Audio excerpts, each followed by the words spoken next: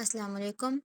In lecture number 2, we have discussed the organ system and organismic level. ठीक है, आज हम स्टडी करेंगे व्हाट आर इमर्जेंट प्रॉपर्टीज। जानदारों के अंदर इमर्जेंट प्रॉपर्टीज यानी उभरती हुई खसूसियात क्या होती हैं।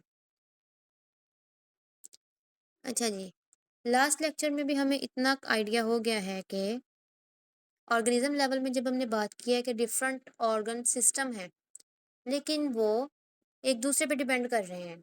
ऑर्गेनिज्म के अंदर अगर हम सर्वाइवल चाहते हैं तो हमें ये मानना पड़ेगा कि वो सब एक दूसरे पे डिपेंड कर रहे हैं, वो एक दूसरे के बगैर काम नहीं कर सकते।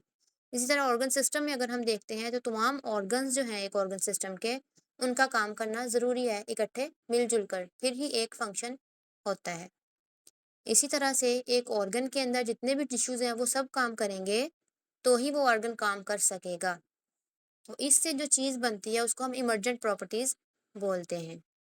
ठीक है, यानी कि ये जो एक दूसरे के साथ इंटरेक्शन है चीज़ों का, ताल्लुकात हैं एक दूसरे के साथ, मामलात हैं, इस चीज़ को हम क्या कहेंगे, इमर्जेंट प्रॉपर्टीज़। ठीक है, इन चीज़ों से फंक्शंस क्रिएट होते हैं, न्यू फंक्शंस क्रिएट होते हैं। इसी को हम इमर्जेंट प्रॉपर्टीज़ बोलते हैं। यानी कि एक सेल वो काम नहीं कर सकता जो ज़्यादा सेल मिलके कर सकते हैं। ठीक है, एक टिश्यू वो काम नहीं कर सकता जो सारे टिश्यूज मिलके कर सकते हैं। एक ऑर्गन वो काम नहीं कर सकता जो तमाम ऑर्गन्स मिलके कर सकते हैं। एक ऑर्गन सिस्टम वो काम नहीं कर सकता जो तमाम ऑर्गन सिस्टम मिलके कर सकते हैं।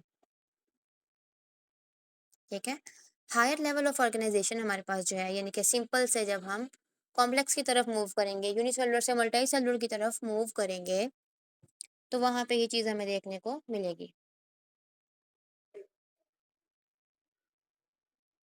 इंडिविजुअल कंपोनेंट जो है उसके अंदर ये एबिलिटी नहीं है, ये पॉसिबल ही नहीं है इंडिविजुअल कंपोनेंट के लिए, एक सेल के लिए, कि वो कोई इमर्जेंट प्रॉपर्टी यानी कि इमर्जेंट काम कर सके, उभरती हुई खसूसियात जो है वो उससे प्रोड्यूस नहीं होंगी। अब हम देखते हैं इसकी एग्जांपल। इमर्जेंट प्रॉपर्टीज की एग्जांपल हम देखेंगे जब हम मूव करेंगे लोअर लेवल से हायर लेवल की तरफ। First one is from organelles to cells. ठीक है, ऑर्गेनेलीज से सेल की तरफ हम जा रहे हैं।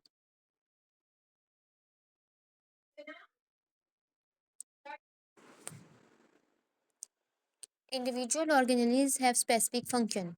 हर ऑर्गेनेली का एक अपना काम है, इस बात में कोई शक नहीं है। लेकिन जब ये ऑर्गेनेलीज आपस में इंटरेक्ट करती हैं सेल के अंदर, तो एक कॉम्प्लेक्स सिस्टम बनाती हैं। वो जो सिस्टम बनता है वो एक प्रोसेस करवाने के काबिल होता है। फॉर एग्जांपल सेल डिवीजन एक प्रोसेस है जिसमें एक सेल दो सेल में डिवाइड होता है। प्रोटीन सिंथेसिस एक प्रोसेस है जिसमें राइबोसोम ने प्रोटीन बना के देनी है। एनर्जी प्रोडक्शन सेलुलर रेस्पिरेशन को कहते हैं, जिसमें माइटोकॉन्ड्रिया ने एटीपी बना के देनी है। लेकिन जब देखें आप सेल डिवीजन में क्या सिर्फ न्यूक्लियस का रोल है, इसमें और भी बहुत सारी ऑर्गेनेल्स का रोल होता है। प्रोटीन सिंथेसिस में सिर्फ राइबोसोम का रोल है, नहीं।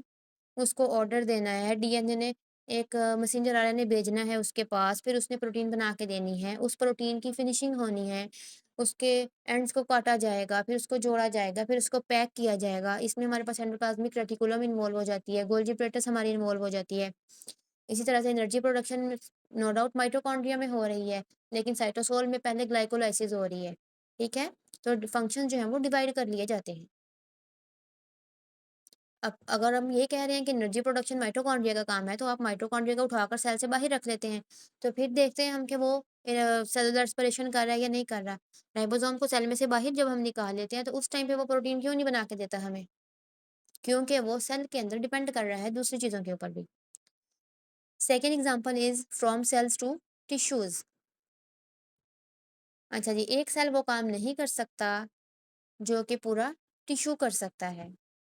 फॉर एग्जाम्पल मसल्स के जो सेल्स होते हैं वो आपस में मिलते हैं तो ही हम कॉन्ट्रैक्शन और रिलैक्सेशन का प्रोसेस करते हैं।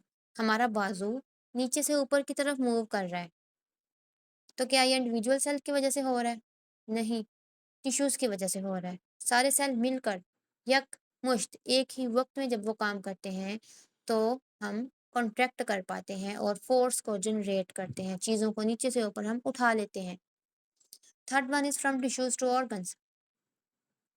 एक टिश्यू वो काम नहीं कर सकता जो सारे टिश्यूज़ मिलके करेंगे। हार्ट एक ऑर्गन है, इसके अंदर डिफरेंट तरह के टिश्यूज़ होते हैं। इसके अंदर मसल टिश्यू भी है, इसके अंदर कनेक्टिव टिश्यूज़ भी होते हैं, एपिथेलियल टिश्यूज़ भी होते हैं। मसल टिश्यू वो हैं जो इसको कॉन्ट्रैक्ट करवाने में हेल्प करते हैं। कनेक्टिव टिश्यूज़ जो हैं वो इसको सहारा दिए हुए हैं, सपोर्ट कर रहे हैं। एपिथेलियल टिश्यूज़ इसकी ऊपर वाली लेयर बना रहे हैं, अंदर वाली लेयर्स बना रहे हैं, लाइनिंग्स बना रहे हैं। लेकिन ये तीनों मिलेंगे तो काम होना है। हार्ट ने पंप तब करना है जब इन तीनों टिश्यूज़ ने एट अ टाइम काम करना है। द कोऑर्डिनेटेड इंटरेक्शन, इन तीनों ने आपस में रब्त के साथ काम करना है, जिसकी वजह से हार्ट हमारा पंप करेगा ब्लड को throughout the body. Fourth example is from organs to organ system. एक ऑर्गन वो काम नहीं कर सकता जो कि एक ऑर्गन सिस्टम कर सकता है। फॉर एग्जांपल डाइजेस्टिव सिस्टम, निज़ाम इंहज़ाम। अब खुराक को हज़म करने में कौन-कौन से ऑर्गन इन्वॉल्व हैं? सबसे पहले हमारा माउथ आ जाता है, जिसके थ्रू हमने खाना मुँह में डालना है। देन एसोफेगस, गले के अंदर से वो गुज़रेगा, देन वो स्टमक में पहुँचेगा, फिर वो छोटी आँत में, स्मॉल इंटेस्टाइन में, देन लार्ज इंटेस्टाइन में जाएगा। इसके साथ लिवर भी अपना फंक्शन परफ़ॉर्म करता है डाइजेस्टिव सिस्टम में। फैटी चीज़ें जो आप लोग खाते हैं, उसको हज़म करने में लिवर हेल्प करता है। तो अगर हमारा स्टमक ख़राब हो जाए तो फिर भी हम क्या है, काम नहीं कर सकेंगे। यानी कि हर ऑर्गन की अहमियत अपनी जगह पे है, इनमें से कोई एक भी जो है वो ना हो तो काम नहीं हो सकता। अब खाने को हज़म करना क्या है, इन तमाम ऑर्गन्स का मिलकर एक फंक्शन परफ़ॉर्म करना, कोऑर्डिनेटेड एक्शन जो है वो खाने को हज़म करवा रहा है। स्टमक अगर खाने को ग्राइंड कर रहा है, छोटी आँत में भी वो हज़म हो रहा है, बड़ी आँत में फिर वो जज़ब हो रहा है और ठीक है, रेक्टम में फिर वो स्टोर हो रहा है। पैंक्रियाज़ भी इसमें अपना रोल प्ले कर रहा है, तो इस तरह से तमाम ऑर्गन्स मिलके काम करते हैं। Then example is from organ system to organism. एक ऑर्गन सिस्टम वो काम नहीं कर सकता जो एक ऑर्गेनिज़्म कर सकता है।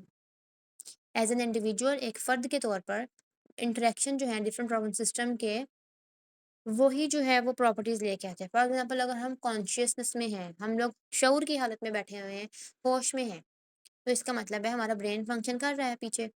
ठीक है, हमारा हार्ट भी फंक्शन कर रहा है, हमारा स्टमक प्रॉपर्ली काम कर रहा है, हमारी बॉडी के अंदर तमाम चीज़ें ठीक तरीके से काम कर रही हैं, तो हम अपने शऊर की हालत में बैठे हुए हैं, थिंकिंग, हम सोच रहे हैं, तो बॉडी में पीछे तमाम सिस्टम मिल-जुल के काम कर रहे हैं, जिसकी वजह से हम माहौल में रहने के काबिल होते हैं। एनवायरनमेंट में चेंजेज़ आने के बावजूद हम उसके अकॉर्डिंग अडैप्ट हो जाते हैं, हम खुद को उसके मुताबिक ढाल लेते हैं, ठीक है? क्योंकि जो कॉम्प्लेक्स बिहेवियर्स शो करते हैं इंडिविजुअल, ये ऑर्गन सिस्टम के एक साथ मिलके काम करने की वजह से होता है। फॉर एग्जांपल लिखना जो है वो एक कोऑर्डिनेटेड फंक्शन है। अगर आप लिख रहे हैं तो आपका हाथ काम कर रहा है, आपके मसल्स मूव कर रहे हैं। उसके पीछे आप दिमाग में सोच भी रहे हैं ना कि हमने लिखना क्या है। ठीक है, आपका ब्रेन, आपके मसल्स, ये तमाम सिस्टम मिलके काम कर रहे होते हैं। इसकी वजह से ओवरऑल सर्वाइवल पॉसिबल है। That's all about the emergent properties. अगर आपका कोई क्वेश्चन है तो आप लोग पूछ सकते हैं।